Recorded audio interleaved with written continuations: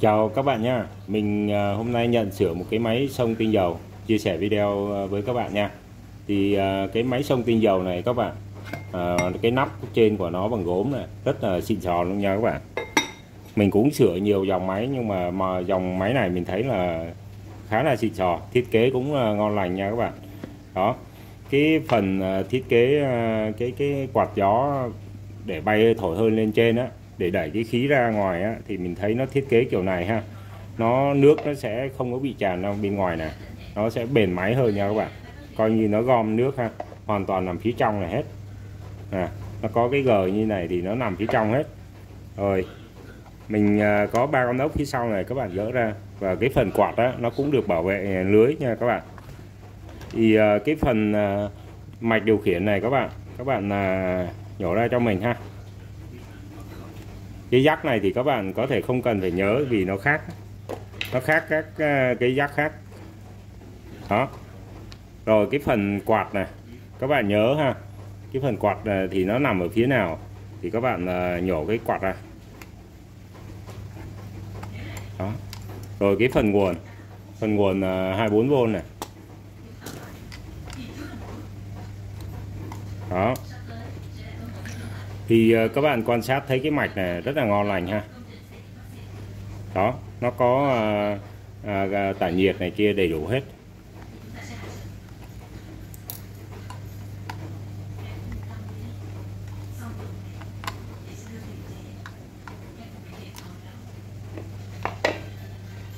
Đó, đây là cái mạch này, cũng là cái mạch đó luôn. Mình kiểm tra đến cái phần bếp xông tinh dầu nha các bạn.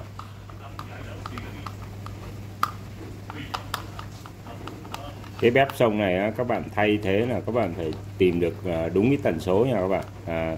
Mỗi cái máy nó có một cái tần số riêng ha.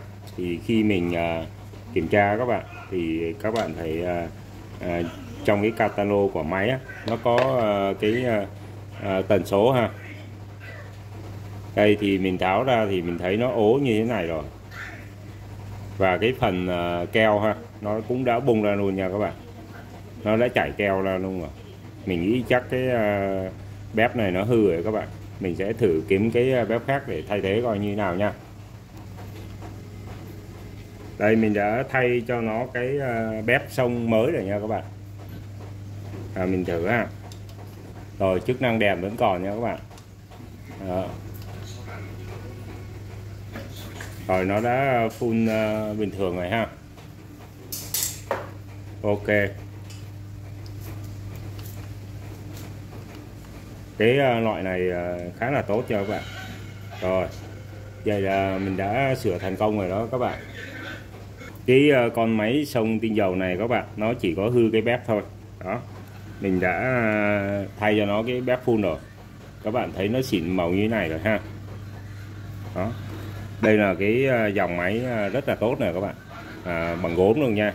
Mình tra cái giá trên mạng nó tầm hơn 1 triệu đó các bạn. Đó thì mình kiểm tra ra mạch thì không thấy có vấn đề gì. Thay cái bếp full đúng cái tần số của nó thì nó chạy bình thường. Rồi, sau khi mà đã thử chạy ok rồi thì mình tiến hành gắn cho thôi.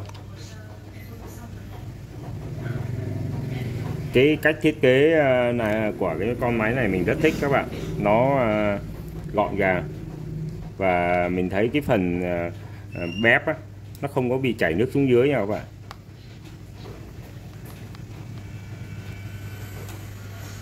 Ở đây có 3 con ốc ha. Nó thiết kế rất là hay để cho mình không thể nhầm lẫn được vị trí các bạn. Để mình khi mình kết nối các cái jack nó cũng y luôn. Các bạn kết nối vô thôi ha. Quạt này, quạt ở phía này ha.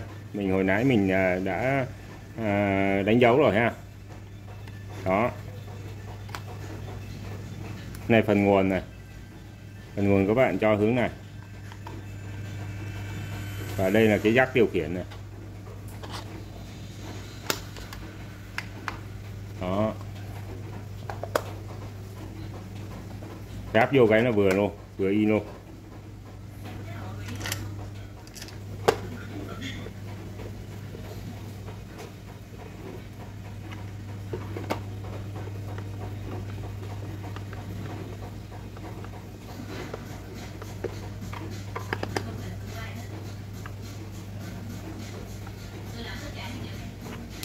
Rồi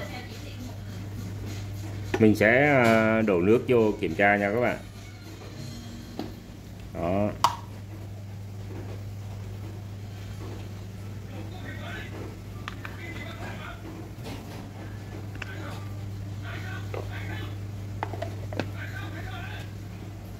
Rồi mình mở ha.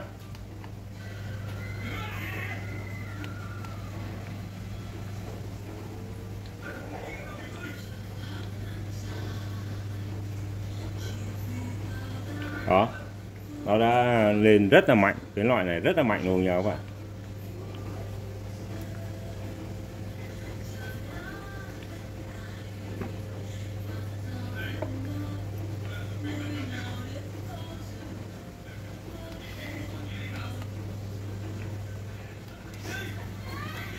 Rồi mình đã chia sẻ cách sửa cái máy xông tinh dầu tới các bạn nhé. Rồi cảm ơn các bạn đã xem video của mình. Xin chào tạm biệt các bạn.